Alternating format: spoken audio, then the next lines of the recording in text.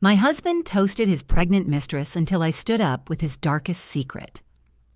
The crystal chandelier above Carol Ashford's living room cast rainbow prisms across Rick Sterling's face as he raised his champagne flute, his smile broader than his wife Kate had seen in years. The gentle murmur of impressed guests filled the elegant space, but all Kate could hear was the thundering of her own heartbeat, echoing in her ears like a war drum. Kate's fingers trembled as they found the folded medical document hidden in her black clutch. Doctor. Becca Sinclair's report that she'd discovered just 3 days ago, the one that changed everything she thought she knew about her marriage, her body, and her 20-year struggle to become a mother. The paper felt heavier than its actual weight, carrying the truth that Rick Sterling, her husband of 23 years, had been completely sterile for over a decade. Every fertility specialist appointment she'd endured alone, every painful procedure she'd undergone while he offered moral support from waiting room chairs, every time she'd apologized to friends for their inability to conceive, all of it built on his lie. And now he stood there, champagne catching the light like liquid gold, preparing to toast 28-year-old Vanessa Cole's pregnancy announcement. The irony cut through Kate like ice water in her veins. He was about to celebrate a pregnancy that was medically impossible for him to have caused, while she stood clutching proof of his deception, her pearl necklace suddenly feeling like a noose around her throat. How many times did I blame myself? The thought crashed through Kate's mind with devastating clarity. How many specialists did I see while he sat in those sterile waiting rooms, playing the devoted husband? How many nights did I cry into my pillow, feeling like a failure as a woman, while he knew that someday would never come? Rick's voice carried across the room, warm and paternal as he began his toast. To Vanessa, and to the miracle of new life. There's nothing more beautiful than the promise of a child, the hope of a tomorrow growing within someone you care about. The words hit Kate like physical blows. She watched the faces around her, Carol beaming with hostess pride, Brittany Kane catching her eye with a concerned glance, Bobby Vale nodding approvingly from near the fireplace.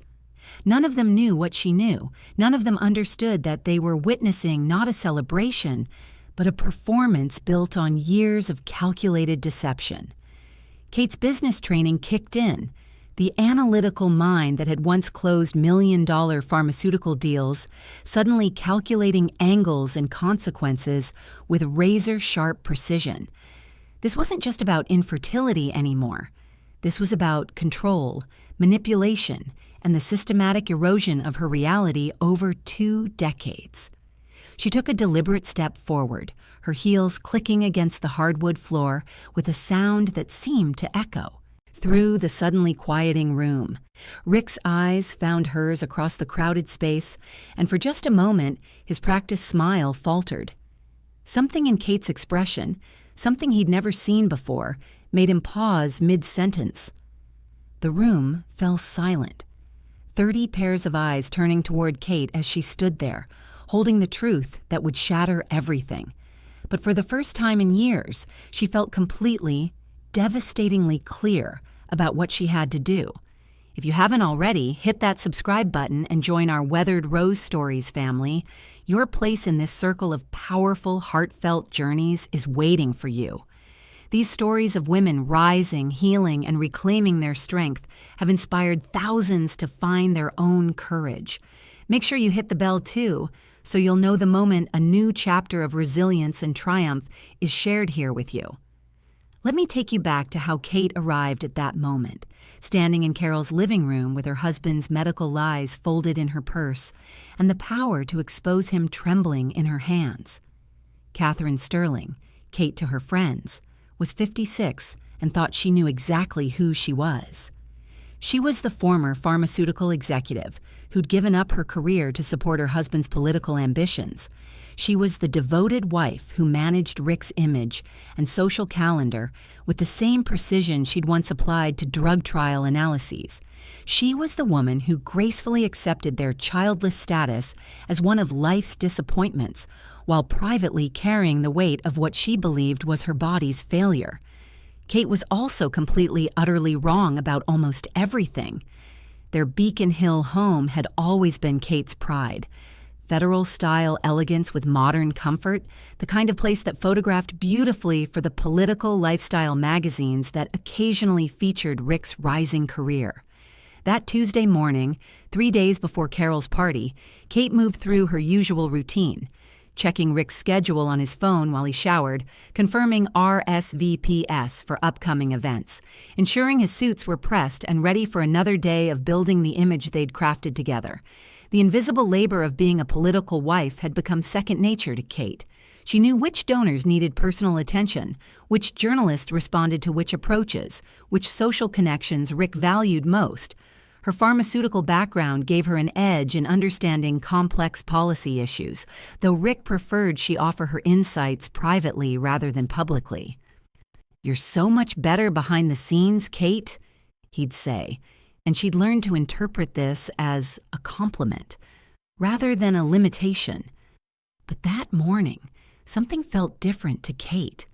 Rick seemed unusually nervous about the upcoming social gathering, Carol Ashford's 20th wedding anniversary party. He'd mentioned it repeatedly over breakfast, checking and rechecking the guest list, asking detailed questions about who would attend. For a man who usually found such events tedious networking obligations, his investment seemed oddly intense. "You did confirm we're attending, didn't you?" Rick asked for the third time, adjusting his tie in their bedroom mirror. "Of course. Carol's been planning this for months." Kate watched him in the reflection, noting the tension in his shoulders. "Are you feeling all right? You seem anxious about a simple anniversary party. Just want to make sure we make a good impression. There will be important people there." Rick's smile looked practiced, the same expression he wore during campaign photos. "Vanessa Cole will be there. You remember her from the foundation board? She has some exciting news to share." The name stirred a vague recognition in Kate. Vanessa Cole, 28, blonde, articulate in the way that made older men feel wise and protective. She'd joined several of the charitable boards Rick supported, always asking thoughtful questions and offering enthusiastic support for his initiatives. Kate had liked her well enough during their brief interactions, though something about Rick's interest in her professional development had always struck Kate as unusually attentive. "What kind of exciting news?" Kate asked, but Rick was already heading downstairs, calling something about an important phone call he needed to make. Kate stood alone in their bedroom, surrounded by the careful curation of their life together. Wedding photos from 23 years ago, vacation pictures from European trips that looked perfect on social media, awards from Rick's various civic accomplishments, everything in its place, everything carefully arranged to tell the story of a successful couple living their best life. But standing there in the morning light, Kate felt the same nagging sensation that had been growing stronger over recent months, the feeling that she was living someone else's dream instead of her own. Her former colleague, Brittany Kane, had mentioned it during their last lunch, her direct way of speaking cutting through Kate's careful explanations about why she was perfectly happy with her current life. "Kate, you used to light up when you talked about pharmaceutical research. Now you light up when you talk about Rick's accomplishments. Do you see the difference?" Brittany had asked, her coffee growing cold as she studied Kate's face. "I'm not saying there's anything wrong with supporting your husband. I'm saying I miss the woman who used to get excited about her own work." Kate had dismissed Brittany's concern at the time, but her words echoed as she moved through her day. In her home office, the room she'd gradually converted from pharmaceutical research space to political campaign headquarters, Kate could still see traces of her former professional identity. Scientific journals gathered dust behind stacks of donor information. Her pharmaceutical industry awards had been moved to make room for photos. of Rick with various political figures. Even her desk had been reorganized to accommodate his overflow paperwork. That afternoon, while Rick attended a political luncheon, Kate decided to tackle a project she'd been postponing for weeks. Carol's anniversary party would include a charity auction, and Rick had volunteered to donate several items from his study. "Just grab some books and maybe that old Harvard diploma copy," he'd said casually. "People love that kind of thing at charity events." Kate stood in Rick's study, surrounded by the carefully curated symbols of his success. Law books arranged by height rather than subject, photographs with political figures positioned for maximum impact, awards and diplomas creating an impressive wall of achievement. The room smelled like leather and ambition, with just a hint of the expensive cologne Rick wore to important meetings. As Kate carefully removed Rick's Harvard Law diploma from the wall, she noticed something tucked behind it, a manila folder that had been hidden by the frame. The folder was labeled in Rick's handwriting, "Personal Medical, Confidential." Kate hesitated for a moment, her hand hovering over the folder. Rick had always been private about medical issues, dismissing any discussion of health concerns as boring or unnecessary worry. But something about finding hidden medical documents triggered Kate's analytical instincts, the same attention to detail that had made her successful in pharmaceutical research. Inside the folder was a single document that changed everything Kate thought she knew about her life, her marriage, and her identity as a woman. Dr. Richard Morrison's letterhead topped a comprehensive fertility report dated April 15, 2006, 3 years into their marriage, right around the time Kate had started asking Rick when they might begin trying for children. The clinical language was clear and unambiguous. Complete azoospermia resulting from childhood mumps infection, 0 sperm count, 0 possibility of natural conception. The document shook in Kate's hands as she read the devastating conclusion. Patient shows complete sterility with no viable treatment options available.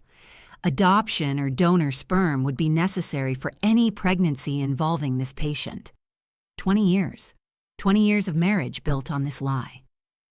Kate sank into Rick's leather chair, the medical report spread across his mahogany desk like evidence at a crime scene. The afternoon light slanted through his study windows, casting long shadows across words that rewrote their entire history together. Every conversation about waiting for the right time to have children suddenly took on a sinister new meaning for Kate. Every gentle suggestion that they should probably see someone about their difficulties conceiving became a manipulation. Every fertility specialist appointment she'd endured alone because Rick was always too busy or uncomfortable with medical settings, transformed from supportive accommodation into calculated deception. Kate thought about Dr. Patricia Woods, the reproductive endocrinologist who'd put her through 2 years of increasingly invasive procedures. The hormone treatments that made Kate feel like a stranger in her own body. The painful tests and procedures she'd undergone while Rick sat in waiting rooms, reading political magazines and offering encouraging smiles when she emerged, usually in tears. "Mrs. Sterling," Dr. Woods had said gently after their final appointment, "sometimes these things just aren't meant to be. You've done everything possible. Perhaps it's time to consider other options or simply accept that parenthood might not be in your future." Kate had carried that failure, that sense of her body's inadequacy, for over a decade. She'd apologized to Rick countless times for her inability to give him children. She'd watched friends' pregnancies with a mixture of joy and devastating envy, believing that her defective reproductive system was the barrier between them and the family they both claimed to want. And Rick had known the entire time that he was sterile. Before we continue, I'd love to hear from you. Have you ever felt like you were living someone else's dream instead of your own? Share your thoughts in the comments below. Your stories of finding your way back to yourself inspire our entire community. The sound of Rick's car in their driveway jolted Kate back to the present. She quickly photographed the medical report with her phone, replaced it exactly where she'd found it, and rehung his diploma with shaking hands. By the time Rick entered the house, Kate was back in the living room, surrounded by innocent-looking charity auction items, the weight of his deception heavy in her chest. "How did the organizing go?"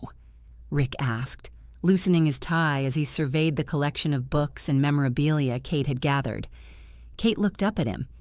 This man she'd been married to for 23 years and felt like she was seeing a stranger.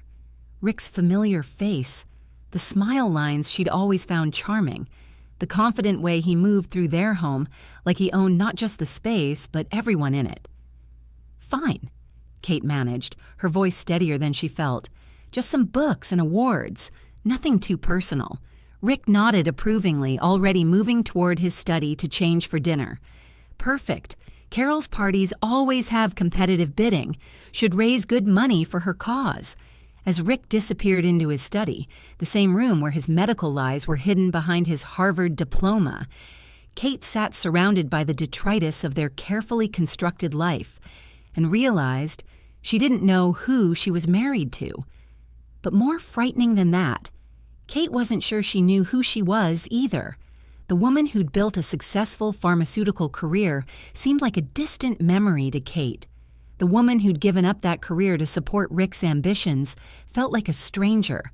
And the woman who'd spent 20 years believing her body was broken, apologizing for her failure to conceive, accepting responsibility for their childless state.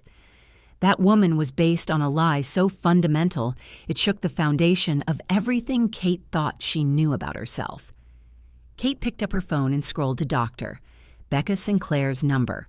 Her annual gynecological appointment wasn't scheduled for another 3 months, but suddenly Kate needed answers that only a medical professional could provide. "Dr. Sinclair's office. This is Amanda." "Hi, this is Kate Sterling. I need to schedule an appointment as soon as possible. It's about fertility issues I need to discuss." "Of course, Mrs. Sterling. Let me see what we have available." As Kate scheduled the appointment that would confirm what she already knew, she caught her reflection in their hallway mirror. The woman looking back at her still looked like Kate Sterling, devoted political wife and former pharmaceutical executive. But behind her eyes, something had shifted. Something that had been sleeping for 20 years was finally waking up.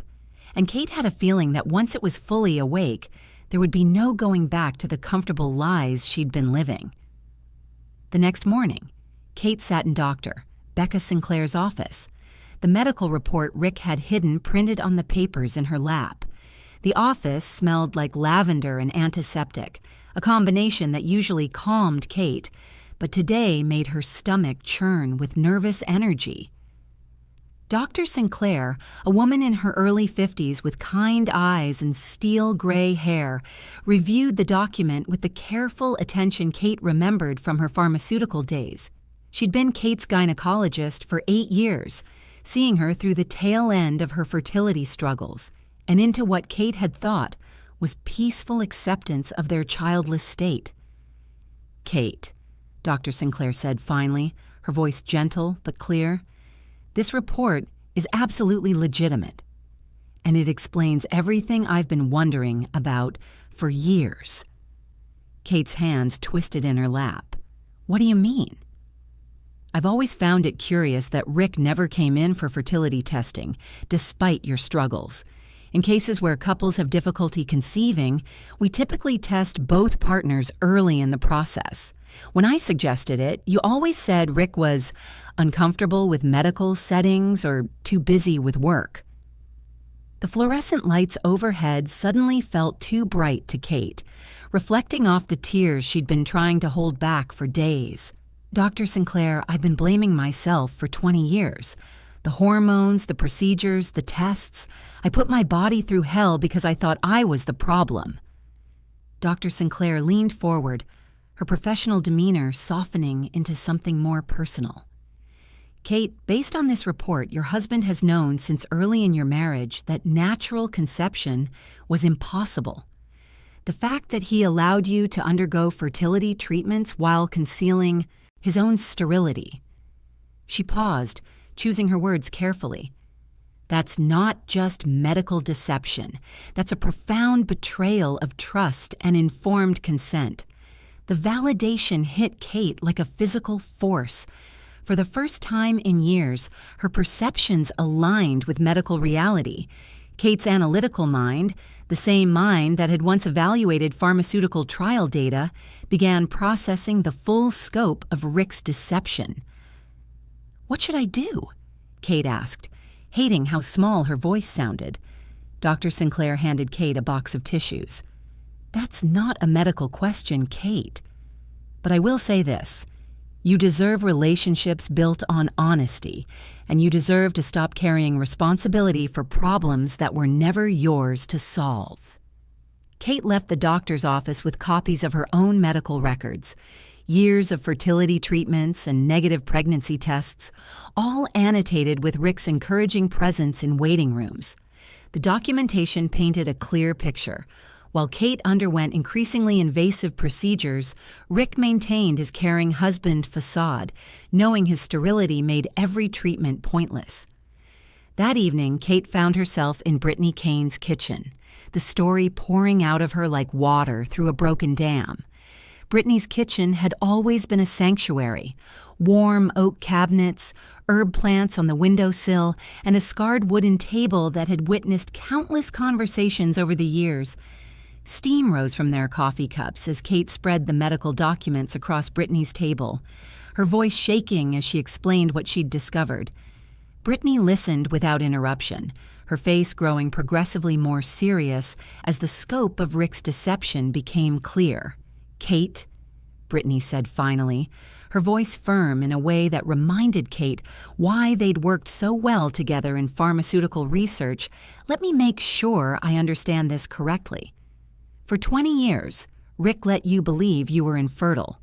You underwent painful medical procedures while he provided support, knowing the entire time that he was the one who couldn't have children." Kate nodded, unable to speak. "And now he's planning to toast another woman's pregnancy at a public party, celebrating the miracle of new life, while you sit there knowing he's medically incapable of having caused that pregnancy." The truth laid out so starkly felt overwhelming to Kate. She buried her face in her hands. "Brittany, what if I'm overreacting? What if there's some explanation I'm not seeing?" Brittany reached across the table and covered Kate's hands with hers. "Kate, you're a pharmaceutical researcher. You've spent your career analyzing data and drawing conclusions based on evidence. Apply those same skills to this situation. What does the evidence tell you?" Kate lifted her head and looked at her oldest friend, someone who'd known her before she became Rick's wife, before she learned to doubt her own perceptions, before she accepted that her professional instincts somehow didn't apply to her personal life. "The evidence tells me that Rick has been lying to me for our entire marriage, that he's used my fertility struggles to control and manipulate me, that he's let me blame myself for problems he caused while positioning himself as the patient, supportive husband. And what does your professional experience tell you about people who build elaborate deceptions to avoid accountability?" The question hit Kate like a revelation. In pharmaceutical research, she'd encountered companies that falsified trial data, researchers who manipulated results, executives who prioritized profits over patient safety. Kate had learned to spot the patterns, the evasion, the deflection, the way they positioned themselves as victims when their deceptions were exposed. Rick's behavior fit those patterns perfectly. "They don't stop with one lie," Kate said quietly. "Deception becomes a system, and they always blame everyone else when the truth comes out." Brittany squeezed Kate's hands. "So the question isn't whether you're overreacting. The question is, what are you going to do with this information?" Kate thought about Carol's party, just 2 days away, Rick's unusual nervousness about the event, his specific mention of Vanessa Cole's exciting news, his practiced toasts about the miracle of new life. "I think," Kate said slowly, I'm going to find out exactly how deep this deception goes." That night, Kate lay awake beside Rick as he slept peacefully, his breathing steady and untroubled. In the darkness, she studied his profile, the face she'd kissed goodnight for 23 years, the man she'd thought she knew better than anyone. But the person sleeping beside Kate was a stranger, someone who could look her in the eye every day while maintaining a deception that shaped their entire marriage, someone who could watch Kate blame herself for their inability to have children while knowing the truth lay hidden behind his Harvard diploma. Tomorrow night was Carol's party. Tomorrow night, Rick would toast Vanessa Cole's pregnancy with champagne and heartfelt words about new life and miracles. And tomorrow night, Kate would have to decide whether to protect his lies or expose his truth. For the first time in years, Kate felt completely clear about which choice aligned with the woman she used to be, and the woman she was finally ready to become again. Chapter 2. The morning after Kate's conversation with Brittany, she woke with a clarity she hadn't felt in years. The fog of self-doubt that had clouded her judgment for so long seemed to be lifting, replaced by the analytical precision that had once made her successful in pharmaceutical research. Kate had evidence. She had confirmation from a medical professional, and most importantly, she had a choice to make. Rick was already downstairs, his voice carrying up the stairs as he spoke animatedly into his phone. Kate could hear fragments of conversation, something about the announcement and perfect timing, and everyone will be so excited. The enthusiasm in his voice made Kate's stomach turn. Rick was planning something for Carol's party, something that involved Vanessa Cole's pregnancy announcement. Kate dressed carefully that morning, choosing clothes that made her feel competent rather than decorative.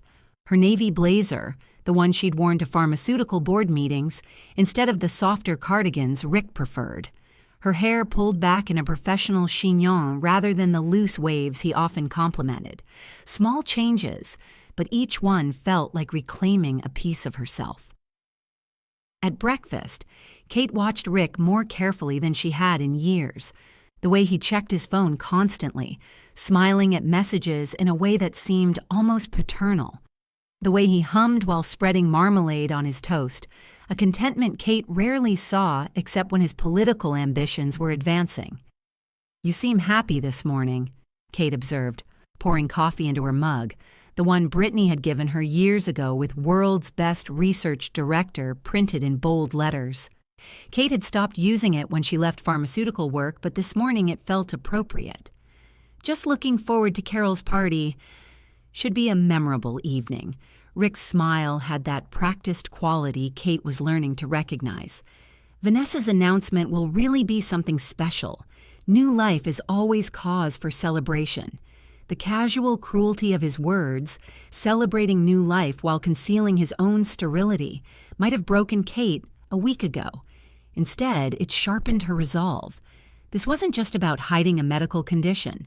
This was about Rick's entire relationship with truth, with her, with the reality they'd built together. "Yes," Kate said carefully, "it will certainly be memorable."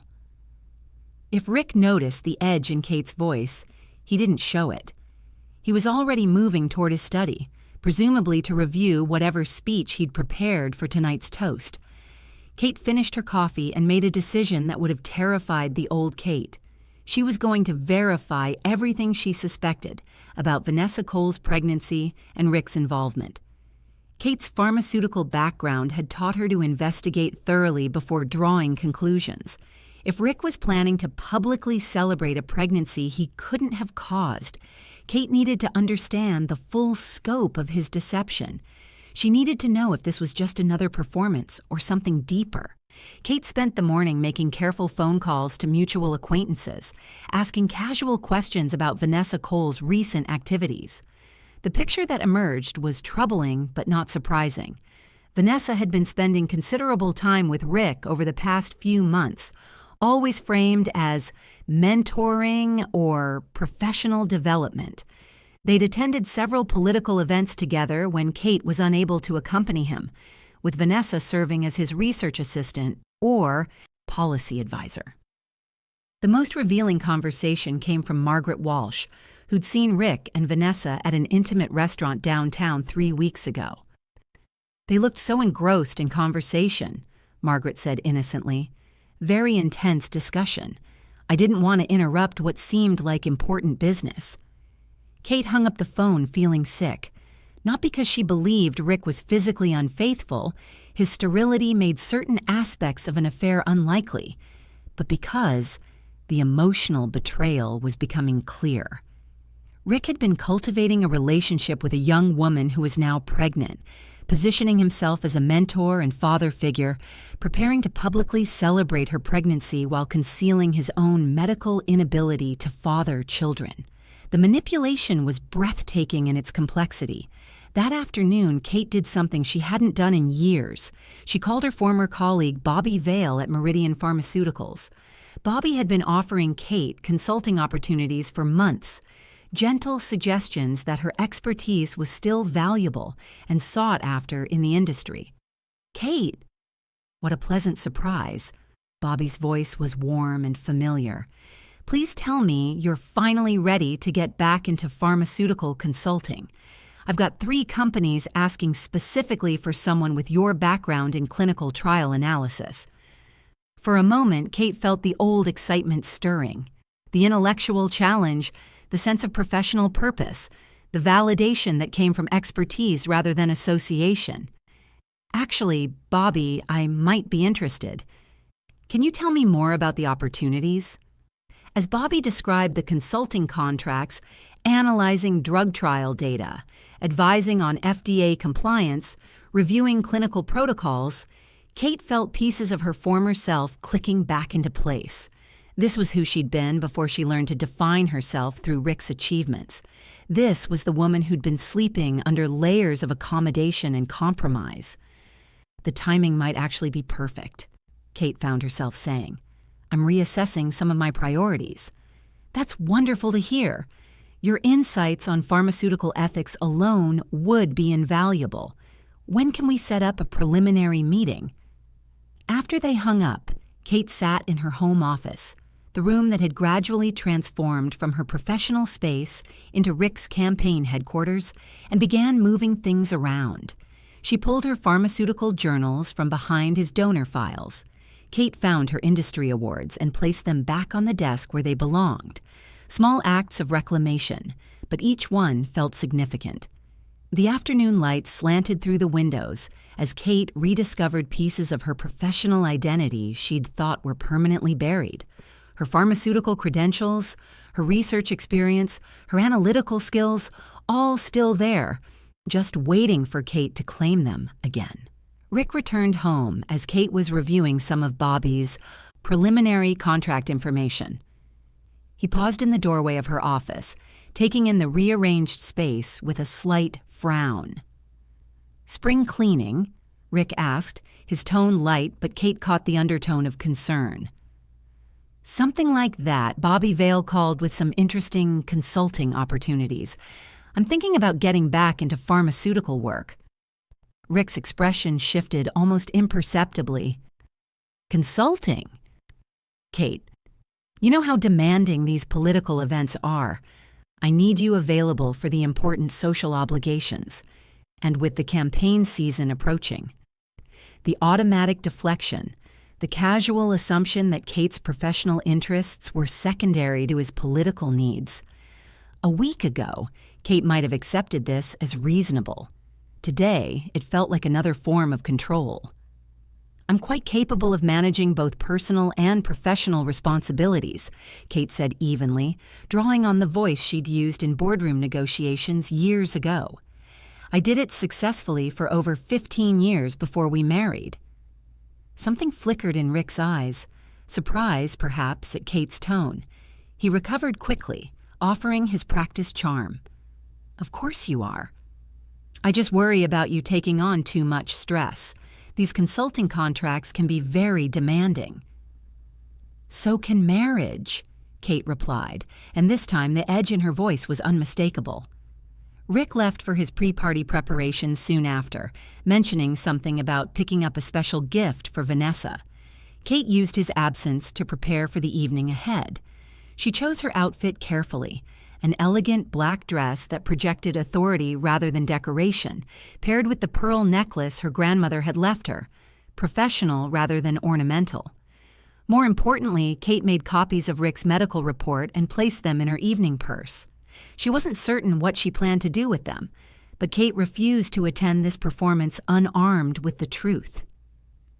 As evening approached, Kate stood in their bedroom mirror studying her reflection. The woman looking back at her appeared composed, elegant, appropriate for a society anniversary party. But behind her eyes was something new, or perhaps something very old that was finally re-emerging. The pharmaceutical executive who'd once analyzed complex data and made difficult decisions based on evidence rather than emotion. The woman who'd trusted her analytical instincts and refused to accept convenient lies when hard truths were available.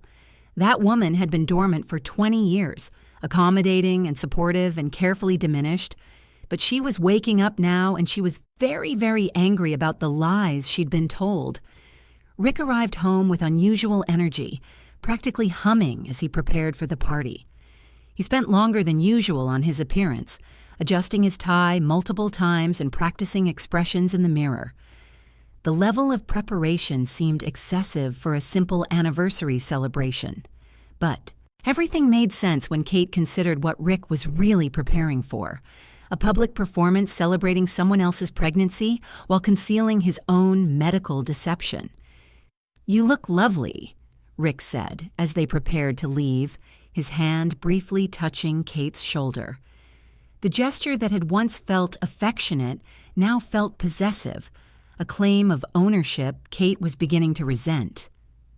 "Thank you," Kate replied, adjusting the strap of her purse where Rick's medical report lay folded like a secret weapon. "I'm looking forward to a memorable evening." The drive to Carol's house was filled with Rick's unusually animated conversation about the importance of tonight's gathering, the special significance of celebrating new life, and how meaningful it would be to publicly support Vanessa during her announcement. Rick's enthusiasm felt almost manic, the excitement of someone about to execute a long-planned performance.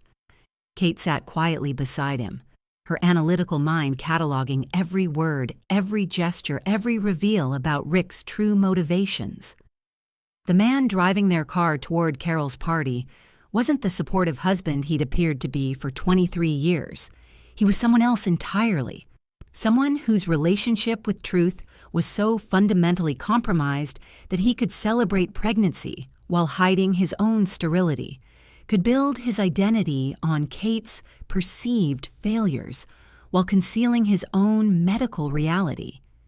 As they pulled into Carol's circular driveway, surrounded by the expensive cars of Boston's political and social elite, Kate felt something crystallize inside her. Tonight wouldn't just be about Vanessa Cole's pregnancy announcement. Tonight would be about truth, lies, and the courage required to choose between social comfort and personal integrity. Kate had Rick's medical report in her purse. She had 20 years of suppressed anger and self-blame ready to surface. And for the first time since she'd discovered his deception, Kate had absolute clarity about what she was prepared to do with both. Carol Ashford's Beacon Hill mansion glowed with warm light, the sound of sophisticated conversation and gentle laughter spilling from the tall windows onto the brick sidewalk. The federal-style architecture looked elegant and timeless, much like the social world Rick and Kate had navigated for over 2 decades. Tonight, that world felt different to Kate, more fragile, more conditional, more dependent on maintaining comfortable lies. They entered through Carol's grand foyer, where crystal chandeliers cast rainbow prisms across the gathered guests. Kate recognized most of the faces: political donors, social influencers, professional colleagues who moved in Rick's expanding circle of ambition. The air smelled of expensive perfume, fresh flowers, and the subtle tension that always accompanied gatherings where everyone was performing their best version of themselves. "Kate, Rick, you both look wonderful," Carol approached with her. hostess smile, resplendent in cream silk that complemented her silver hair. At 62, she embodied the sophisticated political wife Kate had been trained to become, gracious, supportive, and careful never to outshine her husband's accomplishments. "Carol, thank you for including us in your celebration," Kate replied, accepting her embrace while noting how different Carol's world felt now that Kate was questioning the foundations of her own. 20 years of marriage is quite an achievement. Indeed it is. Built on honesty, mutual respect, and shared dreams, Carol's words felt like an unintentional commentary on everything Kate's own marriage lacked. "I hope you'll both enjoy the evening. There are some lovely surprises planned." Rick's eyes lit up with anticipation. "I'm particularly looking forward to celebrating with Vanessa tonight." New life is always such a blessing. The easy way Rick said it, the warm, paternal tone, made Kate's stomach clench. But instead of the usual spiral into self-doubt, Kate felt her analytical training engage. This was data, evidence, another piece of the puzzle that revealed who Rick really was beneath his carefully maintained facade. They moved into the main reception area, where guests clustered around the elegant living room with its antique furniture and tasteful art collection. Kate accepted a glass of champagne from a passing waiter, though she had no intention of drinking it. She needed complete clarity for whatever was about to unfold. "Kate, you look stunning tonight." Brittany Kane appeared at Kate's elbow, elegant in midnight blue silk. Brittany had known about Kate's discovery since their kitchen conversation, and Kate could see the protective concern in her eyes. "How are you feeling?" "Clear," Kate replied, which seemed to surprise them both. "For the first time in years, I feel completely clear." Brittany nodded approvingly. "Good. Clarity is a powerful thing. Trust your instincts tonight." Across the room, Kate spotted Dr. Becca Sinclair in conversation with several medical colleagues. Her presence felt like validation, a reminder that Kate's perceptions were grounded in medical reality, not emotional instability. When their eyes met, Dr. Sinclair offered a small, encouraging nod. But it was Bobby Vale's presence that surprised Kate most. She hadn't expected to see him at Carol's party, but there he was, near the fireplace, deep in conversation with several pharmaceutical executives Kate recognized from her former professional life. When Bobby noticed Kate, his face brightened with genuine pleasure. "Kate, I didn't know you'd be here tonight. What a wonderful coincidence." Bobby's enthusiasm reminded Kate how it felt to be valued for her professional expertise rather than her social connections. "I was just telling colleagues about our conversation earlier. Everyone's excited about the possibility of working with you again." The word "again" hit Kate with unexpected force. Not working with Rick's wife, or returning to work despite her age, but working again, as if Kate's professional hiatus had been temporary rather than permanent, as if her expertise had been waiting for her rather than disappearing. "The pharmaceutical industry has missed your analytical approach," one of Bobby's colleagues added. "Your research on clinical trial integrity is still cited regularly. We'd be honored to have you back in any capacity." Kate felt something unfurling in her chest. Professional pride, intellectual confidence, the sense of being valued for her own accomplishments rather than her husband's ambitions. It was intoxicating after years of being introduced as Rick Sterling's wife, rather than Catherine Walsh, pharmaceutical researcher. "Mrs. Sterling, how lovely to see you." Vanessa Cole's voice interrupted Kate's conversation with Bobby's group. She appeared beside Kate, looking radiant in a flowing dress that artfully concealed her early pregnancy, her blonde hair catching the chandelier light like spun gold. Kate turned to face her, this young woman who'd become the unwitting center of Rick's latest deception.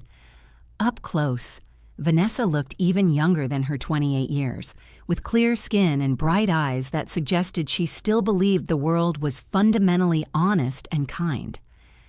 "Vanessa," "Congratulations on your exciting news," Kate said carefully, studying Vanessa's face for any sign that she understood the complexity of the situation she'd become part of. Vanessa's smile was genuinely radiant. "Thank you so much. I'm still processing everything myself. It's all happening so quickly." She glanced around the room with obvious nervousness. Rick has been wonderfully supportive through everything. Such a kind mentor and friend. The word mentor felt loaded with meaning Kate wasn't sure Vanessa fully understood. "He's certainly taken a special interest in your development." Something flickered in Vanessa's expression. Not suspicion exactly, but a moment of uncertainty. "He's been very encouraging about my career goals, and so understanding about the personal challenges that come with unexpected changes." I need to pause here to ask, have you ever had a moment where you realized someone you trusted had been lying to you for years? Share your story in the comments. Sometimes sharing these experiences helps us all feel less alone in our journey toward truth. Before Kate could respond to Vanessa's comment, Carol Ashford called for everyone's attention. The room gradually quieted as guests turned toward their hostess, champagne glasses catching the light like tiny golden suns. "Thank you all for joining us to celebrate 20 years of marriage," Carol began, her voice carrying the practiced warmth of someone accustomed to addressing groups. "But tonight isn't just about looking back. It's also about celebrating new beginnings and the continuation of life's beautiful cycles." Kate felt Rick move closer to her, his hand finding the small of her back in a gesture that would have seemed supportive to observers but felt proprietary to Kate. Rick's touch made her skin crawl, but she remained perfectly still, her analytical mind recording every detail of this moment. "We have some wonderful news to share," Carol continued, beaming at Vanessa. "Our dear friend Vanessa Cole has announced that she's expecting her first child. What a perfect reminder that love creates new life and new possibilities." The room erupted in warm applause and congratulations. Kate watched Vanessa's face flush pink with pleasure and embarrassment as guests surrounded her with good wishes. Vanessa looked genuinely touched by the attention, one hand unconsciously moving to rest on her still flat stomach in the universal gesture of expectant mothers. But it was Rick's face that captured Kate's attention completely. Rick's expression was one of pure joy, not the practiced politician smile Kate had learned to recognize, but something deeper and more personal. Rick looked at Vanessa with the kind of paternal pride that should have been reserved for his own child if he'd been capable of having children. "I believe Rick Sterling has something he'd like to say," Carol announced, and Kate's heart began to pound so loudly she was certain everyone could hear it. Rick stepped forward, raising his champagne glass with the same confidence he brought to political speeches. The room fell silent, 30 pairs of eyes focused on Kate's husband as he prepared to deliver what Kate knew would be a carefully crafted performance. "Vanessa," Rick began, his voice warm and carrying, "watching you embrace this new chapter has been one of the greatest privileges of my life. There's nothing more beautiful than the promise of new life, the hope of tomorrow growing within someone you care about deeply." The words were nearly identical to what Rick had practiced in their bedroom mirror, but delivered with an emotional authenticity that made Kate's breath catch. This wasn't just a performance. There was genuine feeling behind Rick's words, which made his deception even more devastating. To witness the miracle of conception, to see life beginning where there was none before, it reminds us that some blessings are beyond our control, gifts that come when they're meant to come. Rick's eyes found Kate's across the room, and for a moment Kate thought she saw something like regret flicker in his expression. But then Rick continued, his voice growing stronger. "Vanessa, you're going to be an extraordinary mother. Your child is lucky to have you, and all of us are lucky to witness this beautiful beginning." The room erupted in applause again, guests raising their glasses in toast. Rick moved toward Vanessa and embraced her gently, his hand briefly resting on her shoulder in a gesture that looked purely paternal, but felt loaded with implications Kate was only beginning to understand. And that's when everything crystallized for Kate. Rick wasn't just hiding his sterility. Rick wasn't just performing supportive mentor for political gain. Rick was living vicariously through Vanessa's pregnancy, experiencing the joy of impending parenthood that his own medical condition had made impossible.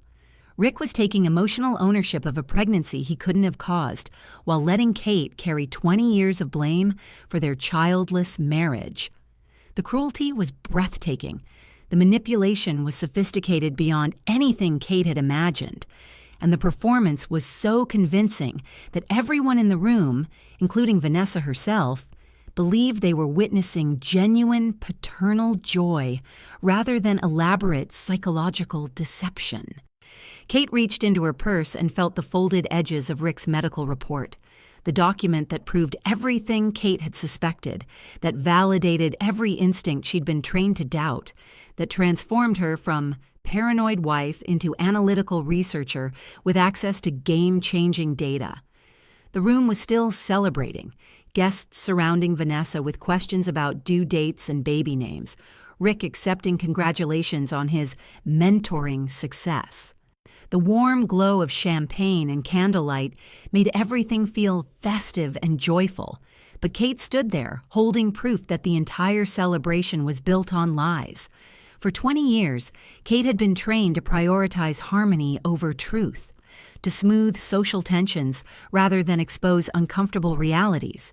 The old Kate would have smiled and nodded and found a way to process her husband's deception privately, protecting his reputation and maintaining the comfortable illusions that kept their social world intact. But the woman standing in Carol's living room tonight wasn't the accommodating political wife Kate had been for 2 decades. She was the pharmaceutical researcher who'd spent years analyzing data and drawing evidence-based conclusions, regardless of how uncomfortable those conclusions might be. And the evidence led to one inescapable conclusion. Rick Sterling had built their entire marriage on a foundation of medical lies, emotional manipulation, and systematic gaslighting designed to make Kate blame herself for problems he'd caused. It was time for Kate to choose between protecting his lies and exposing his truth. Kate took a step forward, her heels clicking against the hardwood floor with a sound that seemed to echo through the gradually quieting room. Rick's eyes found Kate's across the crowded space, and for the first time in their marriage, Kate saw something like uncertainty flicker across his face. Rick had spent 20 years controlling the narrative of their relationship, positioning himself as the patient husband supporting his infertile wife. But tonight, in Carol Ashford's elegant living room, surrounded by Boston's political and social elite, the woman Rick had been lying to for 2 decades was about to reclaim her voice.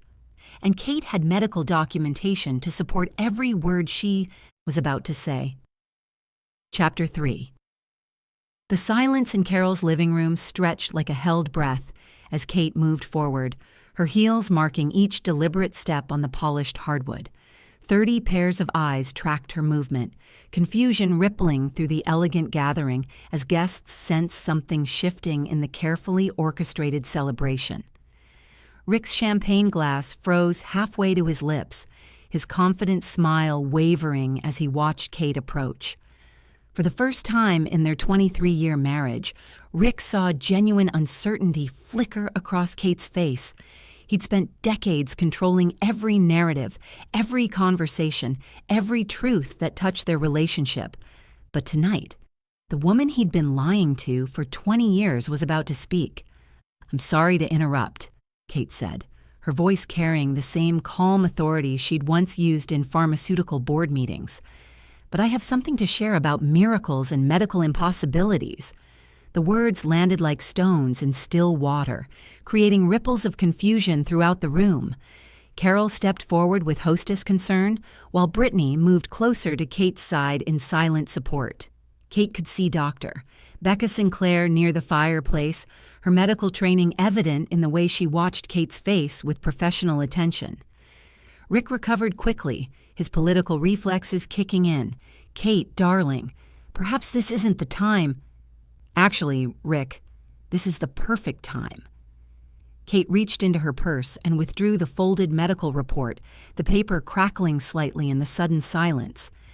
"Because I think everyone here deserves to understand the true miracle of tonight's announcement." Vanessa looked between Rick and Kate with growing confusion, one hand moving protectively to her stomach. The young woman had no idea she'd become the centerpiece of a deception that spanned decades, that her pregnancy had become Rick's latest prop in a performance built on Kate's systematic destruction. "Ladies and gentlemen," Kate continued, unfolding the document with deliberate precision, "I'd like to share some medical information that puts tonight's celebration in proper perspective. This is a fertility report from Dr. Richard Morrison, dated April 15th, 2006, concerning my husband, Richard Sterling." A collective intake of breath swept through the room. Rick's face had gone pale, but he stepped toward Kate with his hand extended. "Kate, you're obviously upset about something. Let's discuss this privately." "No." The word came out sharper than Kate had intended, carrying 20 years of suppressed anger and analytical precision. "I've been discussing things privately with you for 2 decades, Rick. Tonight we're going to discuss them publicly." Kate looked down at the medical report, the clinical language that had rewritten her understanding of their entire marriage. "According to Dr. Morrison's comprehensive analysis, my husband has been completely sterile since childhood due to mumps complications, 0 sperm count, 0 possibility of natural conception. The report concludes, and I quote, 'Patient shows complete sterility with no viable treatment options available.'" The silence that followed was deafening. Kate could hear the grandfather clock in Carol's hallway marking time, the distant sound of traffic on Beacon Street, the collective held breath of 30 people processing information that shattered their understanding of the evening's celebration. "This report was written 3 years into our marriage," Kate continued, her voice steady despite the earthquake happening inside her chest, "which means that for 20 years, while I underwent painful fertility treatments, while I blamed myself for our inability to have children, while I apologized to friends and family for my perceived failure as a woman, my husband knew he was sterile." Vanessa's hand flew to her mouth, her eyes wide with horror as she began to understand the implications. Rick looked like a man watching his carefully constructed world collapse in real time, his political composure finally cracking under the weight of medical evidence. "Kate, you're clearly having some kind of breakdown," Rick started, but Kate cut him off with a look that would have frozen summer. "I'm having a breakthrough, Rick." "There's a difference." Kate turned to address the room, her pharmaceutical training providing the composure to present evidence clearly and methodically. "For 2 decades, I've carried the blame for our childless marriage. I've undergone hormone treatments that made me feel like a stranger in my own body. I've endured invasive procedures while my husband sat in waiting rooms, offering support and understanding, knowing the entire time that his sterility made every treatment pointless." The room was so quiet Kate could hear her own heartbeat. But instead of the terrified racing that had accompanied her discovery of Rick's lies, it was steady and strong, the heartbeat of a woman, finally telling her truth. "And tonight," Kate said, looking directly at Rick, "you stood here celebrating pregnancy and new life, toasting the miracle of conception while concealing your own medical inability to create life. You've turned this young woman's pregnancy into another prop in your elaborate performance, while I sit here knowing that everything you've said is medically impossible." Vanessa burst into tears, not the gentle weeping of an overwhelmed pregnant woman, but the harsh sobs of someone realizing she'd been manipulated by people she trusted. Several guests moved to comfort her, while others stared at Rick with expressions ranging from shock to disgust.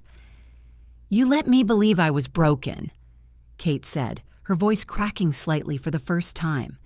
You let me hate my body, blame my genetics, question my worth as a woman, all while hiding the truth that could have saved me decades of self-doubt. Rick's political training finally kicked in, his damage control, instincts engaging. Kate is obviously going through some personal difficulties. The stress of our fertility struggles has been hard on her mental health. Stop. The word came out like a gunshot, silencing Rick's attempt to reframe Kate's truth as mental illness. Stop making my sanity the issue when your deception is the problem. I have medical documentation. I have professional verification from Dr. Sinclair. I have 20 years of fertility treatment records that prove everything I'm saying. Kate turned to face the room, these people who'd watched her play the perfect political wife for decades. How many of you have watched me apologize for our inability to have children? How many times have you heard Rick position himself as the patient, understanding husband supporting his infertile wife? How many of you have felt sorry for us, for me, because we couldn't conceive? Several people nodded reluctantly, recognition dawning as they remembered conversations, social situations, the careful way Rick had always framed their childless status as Kate's cross to bear. All of it was based on his lie. Every sympathy card, every gentle suggestion about adoption, every time someone avoided mentioning their own pregnancies around me, all of it was protecting a deception that made me the problem when he was the one who couldn't have children. Carol stepped forward, her hostess training warring with genuine shock. Kate, perhaps we should what? Should protect his reputation? Should handle this privately? Should make sure everyone stays comfortable while I continue living a lie? Kate shook her head, feeling decades of accommodation and compromise falling away like old skin. I've spent 20 years making everyone else comfortable with Rick's deception. Tonight I choose truth over comfort. Rick made one final attempt to regain control, his voice taking on the commanding tone he used during political speeches. Kate, you're humiliating yourself. This is not the time or place. This is exactly the time and place, Kate interrupted, her pharmaceutical training providing the authority to shut down his manipulation. Because this is where you chose to celebrate pregnancy while hiding your sterility. This is where you chose to perform paternal joy while concealing medical deception. If you can lie publicly, I can expose the truth publicly. The confrontation that followed was swift and devastating. Rick stormed out without another word, leaving Kate standing in Carol's living room, surrounded by the wreckage of social relationships and comfortable illusions. Guests began leaving quickly, avoiding eye contact, murmuring excuses about early morning appointments. But something surprising happened in the immediate aftermath. Dr. Becca Sinclair approached Kate first, her professional composure mixed with personal admiration. Kate, what you just did took incredible courage. Medical deception, especially regarding fertility, is a serious, ethical violation. You have every right to expose that truth. Brittany appeared at Kate's other side, her arms sliding around Kate's shoulders in fierce support. I'm proud of you, she whispered. It's about damn time someone told Rick Sterling that his lies have consequences. Even Bobby Vale crossed the room to offer support. Kate, if you need professional references for pharmaceutical consulting, I'll make sure everyone knows you're a woman who values truth over convenience. That's exactly the kind of integrity our industry needs. But it was Vanessa's reaction that surprised Kate most. Through her tears, she approached Kate with shaking hands. Mrs. Sterling, I had no idea. Rick told me you were struggling with infertility issues, that you had trouble accepting reality. He made me feel sorry for you, like you needed patience and understanding. Vanessa's voice broke with the weight of recognizing her own manipulation. I never would have let him toast my pregnancy if I'd known he was lying about his own medical condition. The young woman's words crystallized something Kate was only beginning to understand. Rick's deception wasn't just about hiding his sterility. It was a systematic campaign to make Kate question her own perceptions while positioning himself as the reasonable, patient partner dealing with her instability. "Vanessa, you're not responsible for his lies," Kate told her gently, "but now you know the truth about the man who's been mentoring you." Within an hour, Carol's elegant living room was nearly empty. The celebration had dissolved into awkward departures and whispered conversations, leaving Kate standing among abandoned champagne glasses and the ruins of 20 years of careful social construction. Carol herself approached Kate last, her expression a mixture of shock and something that might have been respect. "Kate, I don't know what to say." This evening certainly wasn't what anyone expected. "No," Kate agreed, feeling exhausted but strangely lighter than she had in years. But it was what needed to happen. Truth has a way of demanding its moment, whether we're ready or not. The days that followed were among the darkest of Kate's life. Rick moved out immediately, taking up residence in his downtown apartment and launching what could only be described as a counteroffensive designed to destroy Kate's credibility and reputation. The phone calls started first, mutual friends expressing concern about Kate's mental state, suggesting she seek professional help for what they delicately termed her episode at Carol's party. Rick had clearly been busy, framing Kate's truth-telling as evidence of psychological instability rather than justified anger about medical deception. "Kate, darling, we're all so worried about you," Margaret Walsh called to say. "Rick mentioned you've been under tremendous stress. Perhaps some counseling might help you process these fertility struggles in a healthier way." The social isolation was swift and comprehensive. The country club called to inform Kate that her membership was being reviewed due to recent unpleasantness. Political events Kate had helped organize for years suddenly had no need for her involvement. Women who'd been Kate's friends for decades stopped returning calls, their loyalty clearly aligned with maintaining comfortable relationships rather than supporting uncomfortable truths.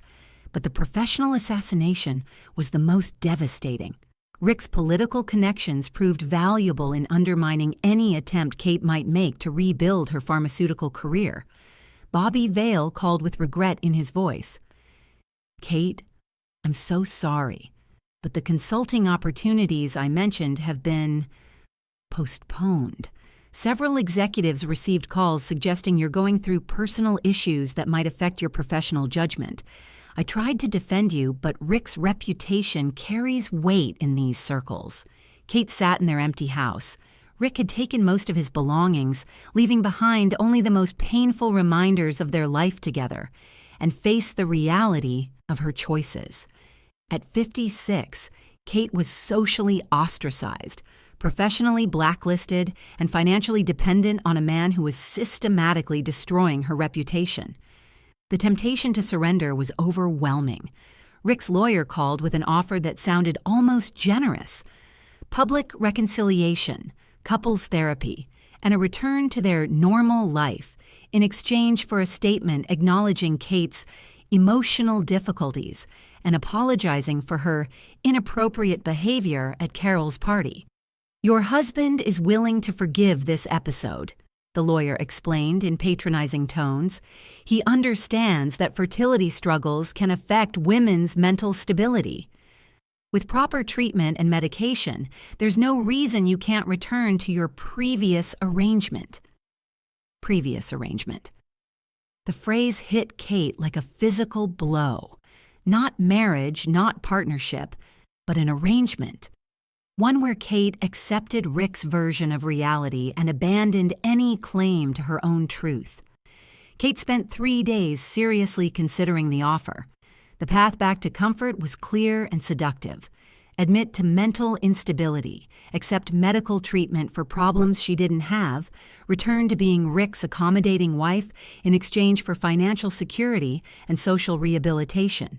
The house felt cavernous during those dark days, filled with photos of their seemingly happy marriage and reminders of the life Kate had built as Mrs. Richard Sterling. 23 years of careful construction, gone in one evening of truth-telling. But it was Brittany who pulled Kate back from the edge of surrender. She found Kate still in pajamas at 3 in the afternoon, surrounded by tissues and empty wine bottles, wallowing in self-doubt and regret. "Kate, look at me," Brittany said, her voice sharp with the kind of tough love only old friends can deliver. "You exposed a liar. You told the truth about medical deception that affected your life for 20 years. If people can't handle that, it says more about them than about you." Brittany sat across from Kate at her kitchen table, the same place where Kate had first processed Rick's betrayal. "But you cannot let his deception destroy your future, too. You're a brilliant pharmaceutical researcher. You have expertise that companies need. You have integrity that this industry desperately lacks. Don't let Rick Sterling convince you that your truth doesn't matter." The conversation continued for hours, Brittany systematically dismantling every argument for surrender that Kate had been constructing. By evening, something had shifted. The woman who'd built a successful pharmaceutical career before marriage was still there, waiting to be reclaimed. That night, Kate called Bobby Vale. "Bobby, it's Kate. I know the consulting opportunities have been complicated by Rick's campaign against me. But I want you to know that I'm not backing down. I'm not apologizing for exposing medical deception, and I'm not accepting psychiatric treatment for problems I don't have." Bobby's voice was careful but supportive. "Kate, that takes courage. But you should know that fighting Rick Sterling's influence won't be easy. He has significant political connections." "I have something more valuable than political connections," Kate replied, feeling her analytical confidence returning. "I have documentation, medical verification, and 20 years of evidence supporting everything I said at that party. Truth has a way of winning eventually, even when it's temporarily inconvenient." The next morning, Kate did something she hadn't done in 20 years. She called the Massachusetts Board of Professional Licensing and filed a formal complaint about Rick's medical deception regarding fertility treatments. If Rick wanted to question Kate's mental stability, she would provide evidence of his ethical violations. Kate also retained her own attorney, not a political lawyer from Rick's network, but a fierce women's rights advocate named Sarah Chen, who specialized in cases involving medical deception and emotional abuse. "Mrs. Sterling," Sarah said during their first meeting, "what your husband did constitutes a form of reproductive coercion. He allowed you to undergo medical procedures while concealing information that made those procedures pointless. That's not just marital deception, it's a violation of your bodily autonomy and informed consent." For the first time since Carol's party, Kate felt like someone understood the full scope of what Rick had done. This wasn't just about lying regarding fertility, it was about systematic manipulation designed to control Kate's understanding of reality, her sense of self-worth, and her bodily autonomy. Armed with legal support and medical documentation, Kate began rebuilding her life methodically. First, she reclaimed her maiden name professionally, something she should have done years earlier. Catherine Walsh had been a respected pharmaceutical researcher before she became Mrs. Richard Sterling. It was time to remember who that woman had been. Kate signed a lease for a small but elegant office space downtown. Using her pharmaceutical credentials and a freelance consulting contract she'd negotiated independently. The act of hanging her degrees, pulled from storage after years of hiding, felt like reclaiming pieces of her soul. The pharmaceutical industry, it turned out, had not forgotten Catherine Walsh. When word spread that Kate was available for consulting work again, opportunities emerged from unexpected sources. Companies valued Kate's combination of technical expertise and hard-won wisdom about ethical decision-making. "Your reputation for integrity precedes you," one pharmaceutical executive told Kate during a contract negotiation. "We need consultants who aren't afraid to tell difficult truths, especially regarding clinical trial ethics." The professional recognition felt like sunlight after decades in shadows. For the first time in years, Kate was valued for her own expertise rather than her husband's connections. Kate was Catherine Walsh, pharmaceutical consultant, not Mrs. Richard Sterling, political wife. 6 months after Carol's party, Kate stood in her new office as afternoon lights slanted through floor-to-ceiling windows, illuminating the city skyline that had become her view. Kate's pharmaceutical degrees hung on the wall beside industry awards she'd thought were permanently irrelevant. Her desk held consulting contracts worth more than Kate had ever imagined earning independently. The woman looking back at Kate from the office window's reflection was someone she barely recognized. Older than the pharmaceutical executive who'd given up her career for marriage, but stronger and more self-possessed than the accommodating wife who'd blamed herself for Rick's lies. Kate's phone rang, interrupting her reflection. The caller ID showed Bobby Vale's number. "Kate, I have news you're going to love. 3 pharmaceutical companies are competing for your consulting services on a major FDA compliance project. They specifically requested you because of your reputation for ethical analysis and truth-telling. Truth-telling." The phrase that had once described Kate's professional work was now defining her personal life as well. "There's something else," Bobby continued. "The industry association wants you to speak at next month's conference about ethical decision-making in pharmaceutical research. Your commitment to truth over convenience has gotten attention in all the right places." After they hung up, Kate sat in her office chair, her chair, in her office, earned with her expertise, and processed the unexpected turn her life had taken. The woman who'd been socially ostracized for exposing medical deception was now being professionally celebrated for exactly the same integrity. That evening, Kate did something she hadn't done in months. She called Vanessa Cole. The young woman had been much on Kate's mind since Carol's party, and Kate had heard through mutual acquaintances that Vanessa was struggling with the revelation about Rick's character. "Mrs. Sterling?" Vanessa's voice was hesitant, uncertain. "Actually, it's Catherine Walsh now. I've reclaimed my maiden name professionally." The words felt good to say, like putting on clothes that finally fit properly.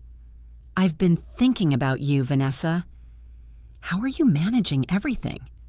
Vanessa's relief was audible. "I've been wanting to call you, but I wasn't sure. After everything that happened, Vanessa, you were as much a victim of Rick's manipulation as I was. You have nothing to apologize for."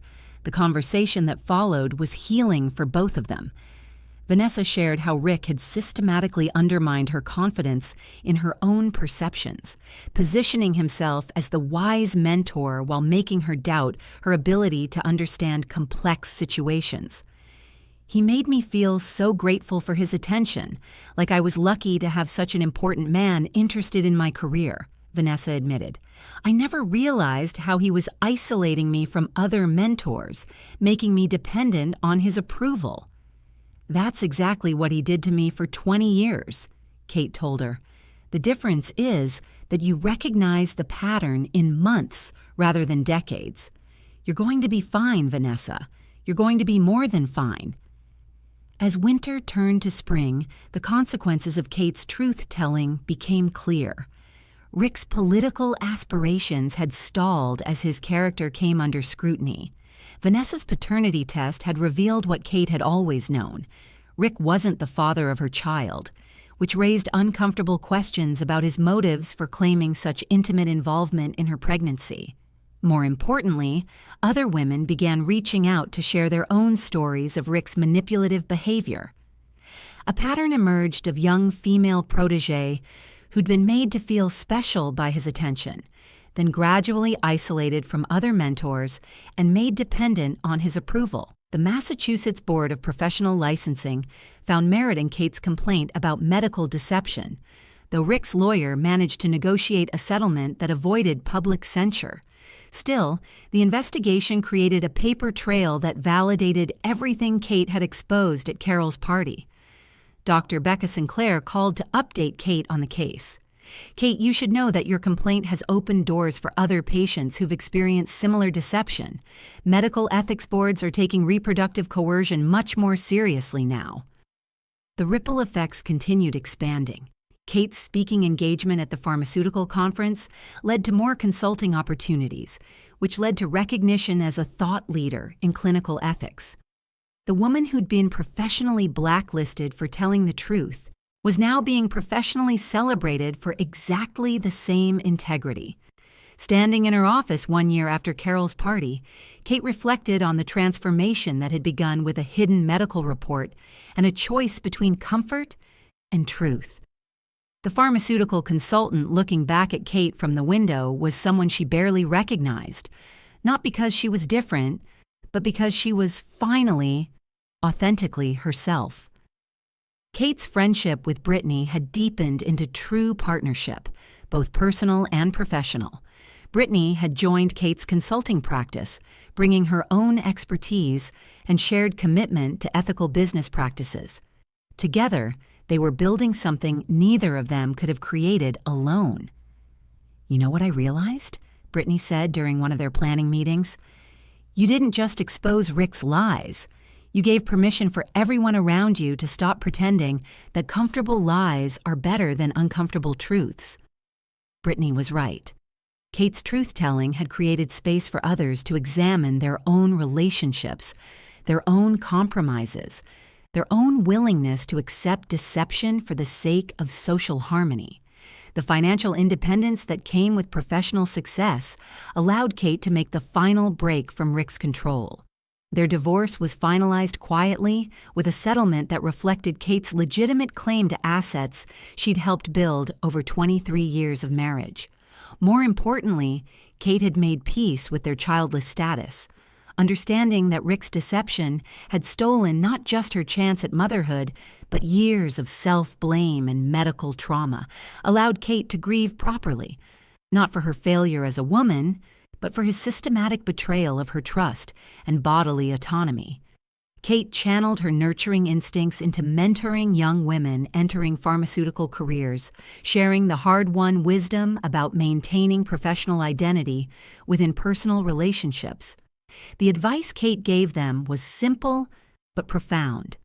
Never make yourself smaller to make someone else more comfortable.